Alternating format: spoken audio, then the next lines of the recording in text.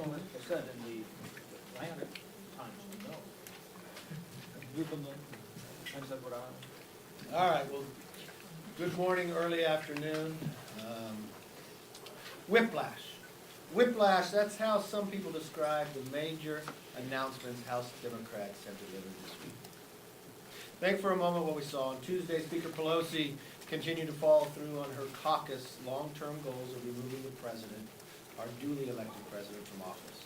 As she made that announcement in less than 1 hour, she had another press conference to announce that she will finally relent and allow USMCA, United States, Mexico, and Canada agreement, to come forth. What's more interesting in this process is that in a talk just this week or last week, she said she's been working on impeachment for the last 2.5 years, 22 months, long before any phone call in Ukraine. And she's been holding USMCA up for more than 12 months. So what we have found is not only has the Speaker had the ultimate goal of impeaching the President, why she wanted to capture the majority, we saw the other evidence of it. The committee that is meeting right now that has responsibility for impeachment. That when they wanted to decide who should chair that committee, the one who won campaigned on it, Mr. Nadler, that he would be the very best to chair an impeachment. Or the freshman who gave them the majority. A few mere hours after she swore her hand to uphold the Constitution, to celebrate that night, her main statement was she was going to impeach the mother. And then now we have Al Green, who started this and moved it many times, said if the Senate does not follow through, that they'll just impeach the president again. So what do we have to believe will happen if the Democrats keep the majority? More of the same, more impeachment, more subpoenas being issued than laws created, and really the ultimate goal they've always dreamed about. They're more afraid that they cannot beat this president in the polls, but they're just going to have to continue to impeach him. I think the more that the public sees this, the more that the public understands, the less support. You read the Washington Post today, we're now learning that more Democrats are now saying they'll vote against it. The most disturbing of all this year, Speaker Pelosi laid out her requirements to even move forward with impeachment. Well, she said it was so divisive to this nation, it'd have to be overwhelming, compelling, and bipartisan. She did not meet one of her requirements. And now we have a Democrat constitutional scholar saying that it's the thinnest, weakest, fastest impeachment in American history. That's why today, in an interview, I made this pledge that we will not repeat this. We will not do what Alexander Hamilton feared most. That if we are entrusted with the majority, we would govern with responsibility, regardless who's in the White House. That we'd uphold the Constitution. We'd actually stand by the requirements that Speaker Pelosi gave, overwhelming, compelling, and bipartisan, but more importantly, stand to the level of Constitution. That we would govern differently, that we would not use our power simply for the sake of the dislike of another individual. I hope Congress improves and gets better because there's so much we need to do. Now, getting the United States, Mexico, and Canada agreement passed will be a major accomplishment. Not only make this country stronger, but the President has worked a great deal to put this together. It was no easy task. It's just another promise that he made that he's keeping. But when I went back and I looked at the campaign to get it to move forward, and I took all the times it's been mentioned on the floor, 91% by the House Republicans. I want to thank this team for how hard they've worked to make America stronger. And that will continue to grow in our economy. And I look forward to more of that in the future. Let's open it up for questions. Yes, sir. Good morning, thank you. Notice this morning. That said, I know it's going to be a Senate function for the trial. Mm-hmm. There's a lot of debate about what a Senate trial would look like, and how if you're calling different witnesses from both sides, this could really be a bad spectacle for democracy, a bad spectacle for the kind of salacious material, everything else. Are you concerned that if president and Republicans push too much for too much of an open trial with too many witnesses, that could backfire on Republicans, and for that matter, democracy, because it would be a spectacle almost unlike anything we've seen before. I'm not concerned about bringing any more facts out, because based upon what's happened in the House, not having a due process, not having the fairness that any other American would be treated, anytime you would get more of that out, I think it would collapse upon itself, just as it's been collapsing now. What's interesting, though, too, in all of these releases from Adam Schiff, there's one thing he did not release. He did not release the Inspector General's transcripts, which is interesting. So I have no fear that more facts come out, that more that people will see impeachment for what it is for, just something that they did plan 22 months ago, that they did hope. What's real concerning to me is what does it say to the rest of the world? That Al Green says he'll just keep doing it. That concerns me with democracy, with the republic, that America is more than a country, that America's an idea can inspire others to be like us. I believe that will weaken our standing in the world, just what has already transcribed today. Remember how far this president had to go based upon a whistleblower that Adam Schiff was met that he would never bring forward, that was not on a phone call, that the president had to release the transcripts of that phone call to the world. That has weakened the office of a president, whoever holds that office in the future. That what world leader will actually share the real understanding and truth and build a relationship with the leader of the free world in fear that their phone call will be released to the rest of the world? That is what has been concerning to me as well. So to understand you correctly, you think that a more open, wide-ranging process. Well, let me first say, this has not been an open process. Well, I'm talking about the Senate. I know. And the So anything that- Republicans control the process. First of all, I don't think there's enough facts to even move it to the Senate. I'm now hearing that Democrats are leaving and want to vote against impeachment. I understand that the progressive side of this that has spent a lot of money. I mean, Tom Steyer spent more than $100 million trying to build for impeachment more than 2 years ago. So I'm sure there's a lot of money and political pressure to try to get people to vote for something different than what the facts state. If it goes over to the Senate, I don't think it should have to last that long, because there are no facts there to uphold impeachment. The 2 articles that they have, I don't think stand on any merit itself, but whatever they decide to bring forth on a defense, I have no fear. Because I know if you had a fair process, we'd never be here. If the speaker had waited 48 hours for the transcript, we'd never be going through this night.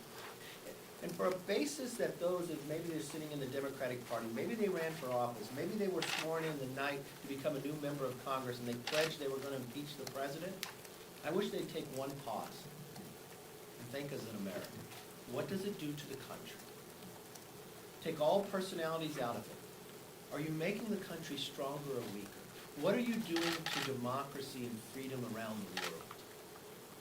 Of those who aspire to be like us, simply for your own political gain or desire. It's about a moment of time with the people before politics, and they have never shown their willingness to do that based upon her own admission by the speaker that she has planned this for 22 months. She had set her chairmanship up about it for 22 months. She had had her freshmen on the day they were sworn in talk about it. But who has failed in all this? The American public. We'd be stronger as an economy. We'd be stronger in our beliefs around the world. We'd be admired greater, and we'd have a stronger presidency from the standpoint of a relationship with other leaders that they can trust, that they can talk to them, that they would not have to release a transcript. What else you want to know? Yes, ma'am. House Republicans are planning to whip this vote on impeachment. Are you prepared to lose some House Republicans in this vote, and what is your message to those Republicans? I really don't know that we're whipping this vote. I don't think there's a need to whip the vote. If you watch the impeachment inquiry, the only bipartisan vote was no. If you watch what has come forth since that, there's no reason to change that vote. And if I read the reports from the Democrats, there's more that's going to join us. I remember reading an article was it last week, where a Democrat moderate member was on record saying, "For me right now, I'm struggling to see how the evidence supports impeachment." I really think your question should lie with the other side of the aisle. because I think they're the ones that have a challenge, and how hard they're trying to hold their members to do something based upon different than the facts and evidence and what they truly believe. It's interesting that this Democrat makes this statement, but will not let you write the name, for fear of reprisal from the Speaker of the House. And I imagine she would, had she planned this for 22 months. Yes? There is talk of the White House considering putting Alan Dershowitz on their legal team once the trial moves over to the Senate. Do you think that is a good idea? I'm not sure who they're thinking of, but they should have representation, and I think there's a number of attorneys out there that know constitutional law and have presented before the Supreme Court. I'd want to get the very best, or whoever the president thinks that is, I think it would be smart. Would that include a House member like Jim Jordan? And is that appropriate for a House member to serve as the President's counsel in the Senate trial, even though the House managers are traditionally House members? Well, I leave that question to the president in the basis. The Senate is a different body than the House. I think Jim Jordan has done an amazing job here. I would rely on whoever the legal counsel that the president selects on a number of members are here. John Radcliffe, former U.S. attorney, and others, who's seen most of it, has a good understanding of what they've been trying to do. So there's a number of people that I think they can rely on for information, but I would want the very best counsel that's moving forward. Last question? What's your assessment of the state of play on this year-end business, which includes appropriations, maybe some tax extenders, maybe export-import bank, and some other cats and dogs? Do you think you're going to have a significant agreement in the next few days to deliver? I hope, I'm very hopeful that we could. It's so unfortunate that here we are waiting to the end of the year with something that should have been done much sooner, but impeachment has overtaken everything in this body.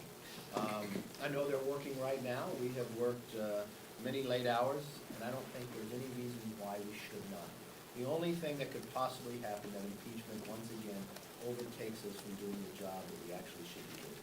And you want to get this done before I want to get this done. I wanted to get this done months ago. I wanted to get this done when we made a budget agreement. I wanted to get this done when the Democrats brought another continuing resolution up. I wanted to get this done so they could get paid, our military men and women, and get their raise. I wanted to get this done so our nation could be stronger.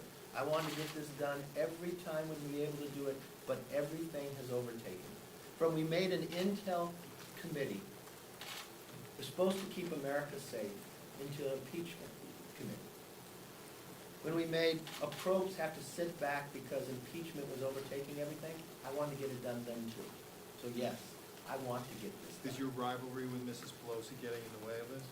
I don't see a rivalry with Ms. Pelosi. I see a difference of opinion, but no rivalry. Yeah. Yes, sir. What does your own internal polling show about some of these swing districts and whether or not impeachment will help change the balance of power in the House? Well, the one thing I have looked at, and it's not my internal polling, it's polling that I've seen out there, the more that the Democrats lay out the case, the weaker their case becomes. Independents seem to be parting them. The president's numbers in the battleground states have gotten stronger. The president's case against those who are running against him have fallen. When I say internally, you have 31 Democrats who sit in seats that President Trump carried. Their numbers have continued to drop. Having spoken to Democrats, I see the nervousness of what they have. Their own internals, I've watched that they've been reported that they've had inside their own conferences arguments with their leadership, that they're not defending them. I watched Bloomberg trying to get to a presidential nomination within the Democrats. He just pledged $10 million for those Democrats to try to defend them. I think if they were winning, Michael Bloomberg wouldn't have to give the Democrats $10 million after he gave them $110 million in the last cycle to try to win the majority. So that would be all indication that they would be having trouble. And I'm not sure money can buy, because the more facts that are given would allow it. And when I look back to what they said they would do, they actually promised they would be different.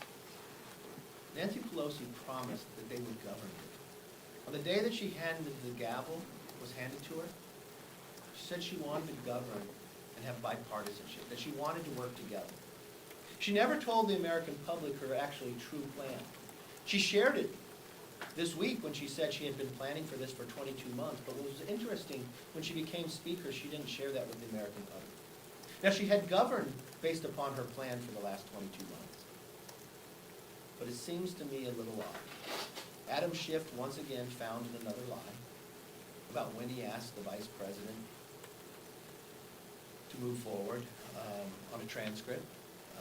It's interesting in the Inspector General report on what Adam Schiff said earlier in the FISA report in 2018.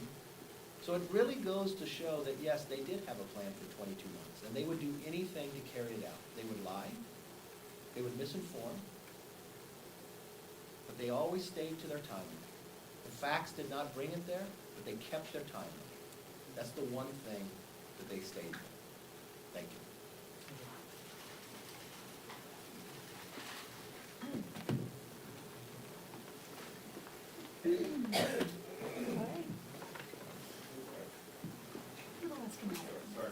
Sorry. Yeah, I know, I know. Sal, thank you. What's that? This room is like